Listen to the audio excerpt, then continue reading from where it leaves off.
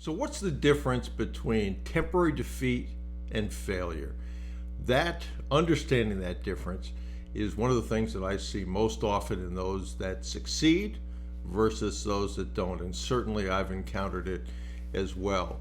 I think you've probably heard the story of me calling the CFO of Corning 100 times before I finally connected in my property tax days. And it took a lot of effort, a lot of time, but eventually I just kept plugging away at it and trying different things, which is important too. So whether it's me or whether it's mentees like Gabriel that had 14 LOIs blow up in his face, we always talked about what was next, what we were going to do. And most of the people that succeed have been tremendous failures at some point along the way. So I wrote down a few things that I wanted to share with you. So I'm going to read. I don't do that very often. But the difference between temporary defeat and failure. So, perspective. Temporary defeat is a setback, while quitting is a final decision. Boy, is that ever true. Learning opportunity. Defeat can be a valuable learning experience. Quitting ends the learning process. A lot of times, too, you quit just about at the point you would have succeeded. Resilience. Overcoming temporary defeats builds resilience. Quitting may reinforce a pattern of giving up. 4, goal alignment. Temporary defeats keep you on a path to your goal. Quitting abandons those goals. You see a pattern here? Nothing good happens when you quit. 5, growth mindset. Viewing setbacks as temporary fosters a growth mindset. Quitting often stems a fixed mindset. Adaptability. Defeats encourage adaptation and strategy adjustment. Quitting prevents further attempts. Very, very true.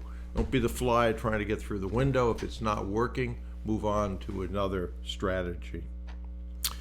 Persistence. Pushing through defeats develops persistence. Quitting ends the journey prematurely.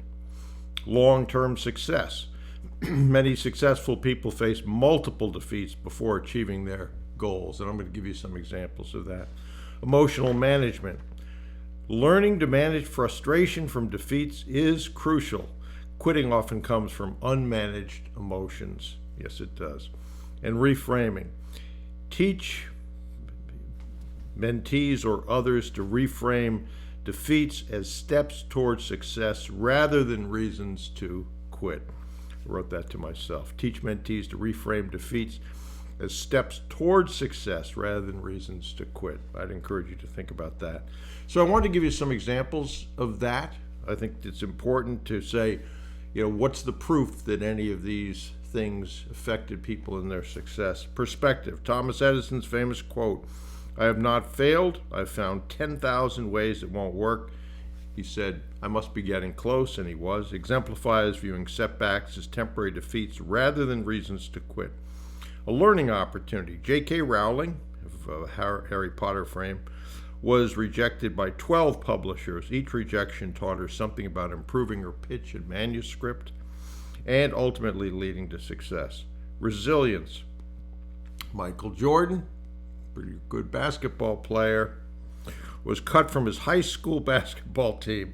Instead of quitting, he used this defeat to motivate himself to practice harder, eventually becoming one of the greatest basketball players of all time. He did. Goal alignment.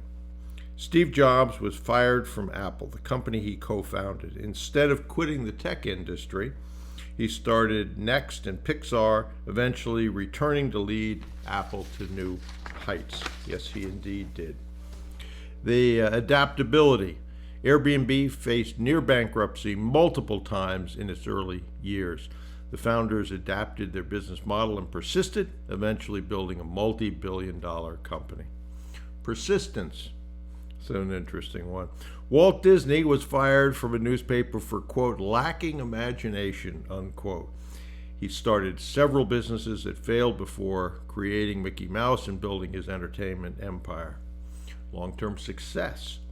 Oprah Winfrey was fired from her first TV job as an anchor in Baltimore. She persisted in the industry, facing numerous setbacks before becoming one of the most influential media personalities in the world.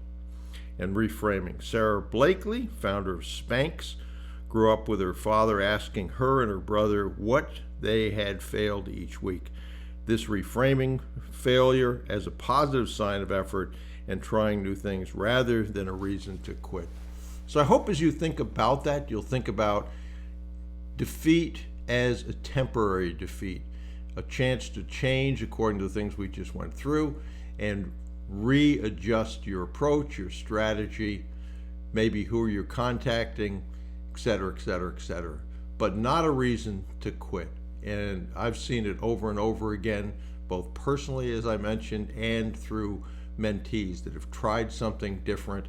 The next phone call was the one that led to it. It's amazing how often that happens. And so I'd encourage you to think that way as well. Reach out to those people around you when things aren't working out.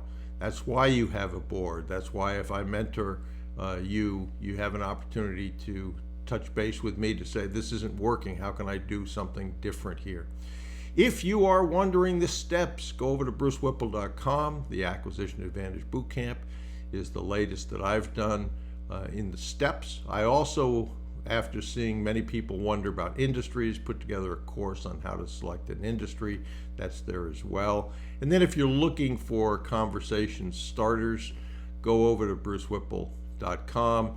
Sign up for those conversation starters at the website. If you want to go there directly, just brucewhipple.com/get-class. And lastly, as I've mentioned a few times, I do have a couple of spots in the VIP Mastermind, best program that I run. I want to fill those over the summer, probably within the next couple of weeks. And so if that has interest, go look at what the VIP Mastermind Coaching Program is. Ignore the sold out. I like to talk to people before I take their money and put them in that. But think about temporary defeat and quitting. If you have let temporary defeat overcome you, think about re-engaging in this process. In the end, and this is what I did to myself at the very beginning of this process when things were not working, I said, well, this will make a great part of the story of success.